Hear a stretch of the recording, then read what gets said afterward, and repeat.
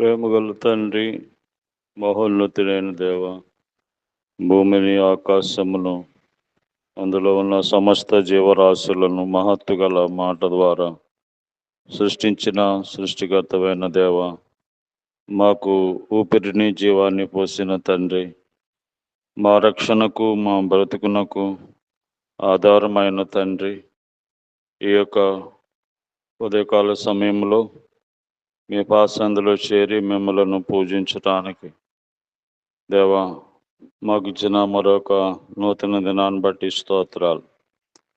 రాత్రంతా కాపాడి భద్రపరిచి మీ యొక్క సురక్షితమైన రెక్కల చాటున భద్రపరిచినందుకు స్తోత్రాలు.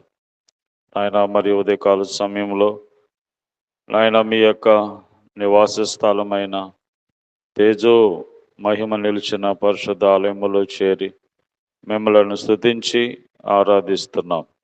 స్తుతికి పాత్రుడవు, ఆరాధనకు యోగ్యుడవు మీరే గనుక మాకు ఇచ్చినటువంటి పాప క్షమాపణ, నిత్య జీవాన్ని బట్టి, సంతోషమును బట్టి మిమ్మల్ని స్తుతిస్తున్నాం. మరి ఉదయకాల సమయంలో మా అనుదిన జీవాహారమైన నీ వాక్యం మాకు దయచేయమని ప్రభా, ఎవరెటువంటి సమస్యలు ఇబ్బందులు ఉన్నారో వారి యొక్క సమస్యలను బట్టి ఇబ్బందులను బట్టి వారితో మాట్లాడుతూ రమ్మని, ఆదరించే మాటలు, బలపరిచే మాటలు, వారి గాయములను కట్టేటువంటి మాటలు మీరే మాకు ప్రసాదించమని యేసు ప్రభు నామములో ప్రార్థిస్తున్నాం తండ్రి, ఆమేన్. మధు బలమైన యాకోబు దేవా, మమ్ము బలపరచు మా యేసు ప్రభువా, కొనియాడేదం నిన్ను గణపరచేదం, ఆరాధించి పూజించేదం. కొనియాడేదం నిన్ను గణపరచేదం, ఆరాధించి పూజించేదం.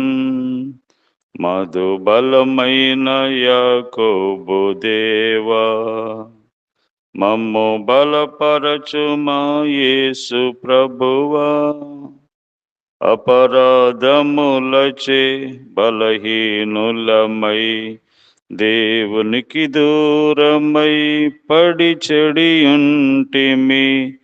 అపరాధములచే బలహీనులమై దేవునికి దూరమై పడి చెడియుంటిమి. యేసు ప్రభువే మము ప్రేమించి, యేసు ప్రభువే మము ప్రేమించి తన ప్రాణమర్పించెను, మమ్మును రక్షించెను. మా బలమాయనే మమ్మును రక్షించెను, మా బలమాయనే.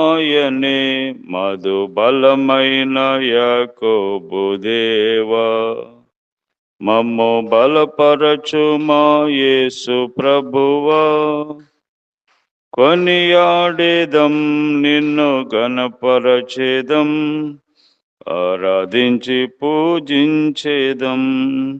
కొనియాడేదం నిన్ను గణపరచేదం, ఆరాధించి పూజించేదం.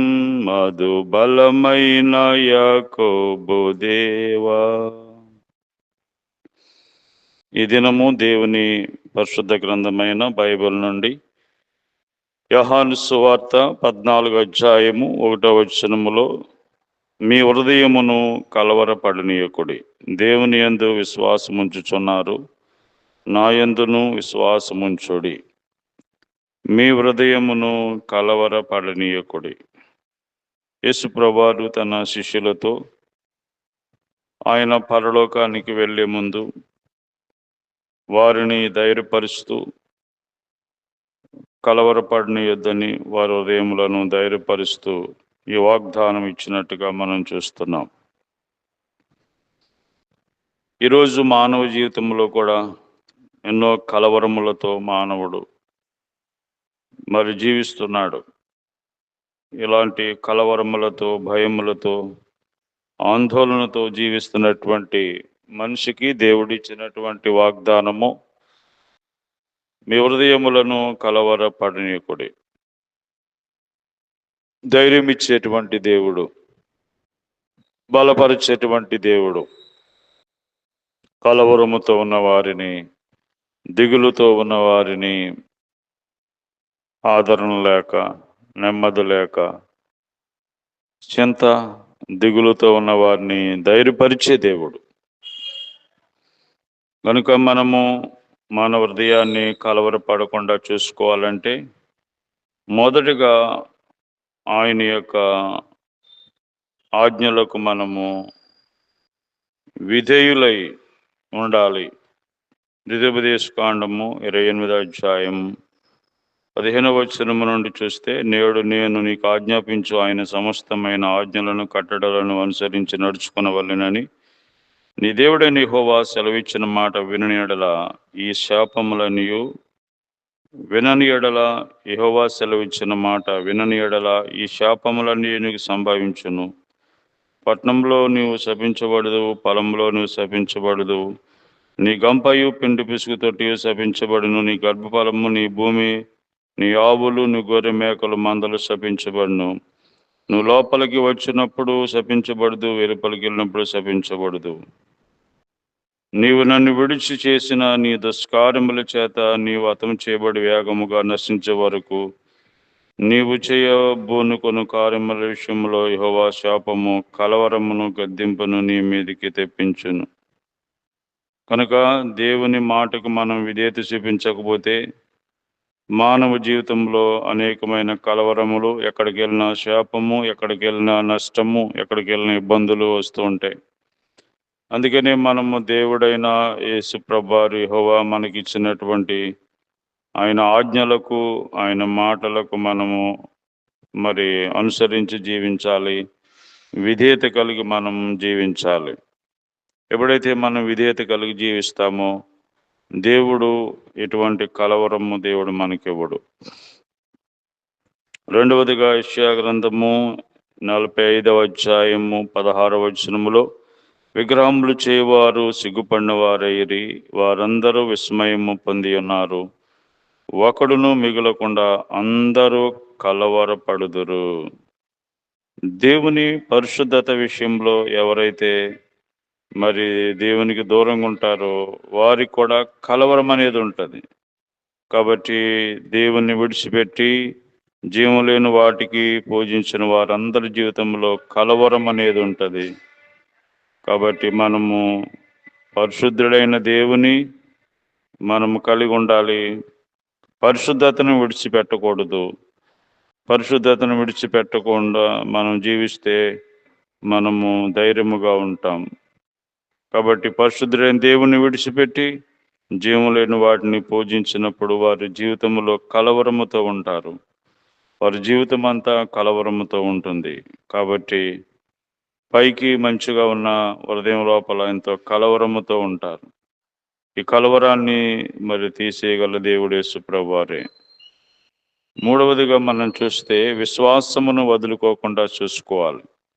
మీ హృదయమును కలవరపడనీయకుడి, దేవుని యందు విశ్వాసముంచుచున్నారు, నా యందును విశ్వాసముంచుడి. కాబట్టి విశ్వాసముంచుడి. విశ్వాసమును బట్టి మనము ధైర్యముగా ఉంటాం. విశ్వాసాన్ని వదులుకోకుండా చూసుకోవాలి. అప్పుడు మనము జీవితంలో ఎటువంటి కలవరాలు ఉండవు, ఎటువంటి అధైర్యం ఉండదు, దేవుడు చెప్పినట్టుగా మనం జీవించినట్లయితే. కాబట్టి ప్రియమైన సహోదరుడా, సహోదరి, నీవు దేనిని బట్టి కలవరపడుతున్నావు? నిన్ను కలవరపరిచేది ఏంటి? నీ కలవరములు, నీ బాధలు, నీ సమస్యలు అన్నీ కూడా యేసు ప్రభువారితో తీసివేయటానికి వచ్చారు. ఆయన యందు విశ్వాసం ఉంచువాడెవడును కలవరపడడు. కాబట్టి దేవుని యందు విశ్వాసం ఉంచిన వారు ఎన్నడూ ఏ విషయంలో కూడా కలవరము చెందరు. కాబట్టి ధైర్యముగా ఉంటారు, విశ్వాసము కలిగి ఉంటారు. కాబట్టి మనము కలవరపడకుండా ఉండాలంటే మొదటగా ఆయన ఆజ్ఞలను మనం విడిచిపెట్టకూడదు. ఆయన పరిశుద్ధతను మనం విడిచిపెట్టకూడదు. మన విశ్వాసమును మనం విడిచిపెట్టకుండా మరి వీటిని కలిగి ఉన్నప్పుడు మనము ఏ పరిస్థితి కూడా నిన్ను కలవరపరచలేదు. కాబట్టి మీ హృదయమును కలవరపడనీయకుడి.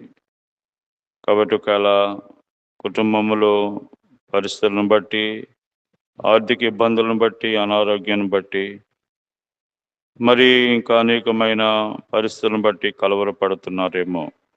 మీ కలవరమంతా తీసేయడానికే దేవుడు ఈ లోకానికి వచ్చి, ఆయన మన పాప శిక్షను భరించి, మన మీద ఉన్నటువంటి కలవరము, శాపము, దేవుని కోపమును ఆయన తొలగించారు. ఆయనే మనందరి పక్షంగా పాప పరిహార నిమిత్తమై రక్తమంతా ఇచ్చారు. నీ మీదున్న మరణాన్ని తీసివేశారు. మృత్యుంజయుడుగా, సజీవుడుగా మన మధ్య ఉన్నాడు. కాబట్టి ఆయన విశ్వాసం ఉంచేవాడు కలవరపడడు. దేవుని యందు విశ్వాసం ఉంచకపోతే వారికి కలవరాలే ఉంటాయి. కాబట్టి వారి జీవితం అంతా గందరగోళంగా ఉంటుంది. కాబట్టి ప్రభు అయిన యేసునందు విశ్వాసం ఉంచండి. విశ్వాసం ఉంచినట్లయితే మరి కలవరం అనేది దేవుడు తీసివేసి మరి ఒక గొప్ప ధైర్యమును దేవుడు మనకిస్తాడు.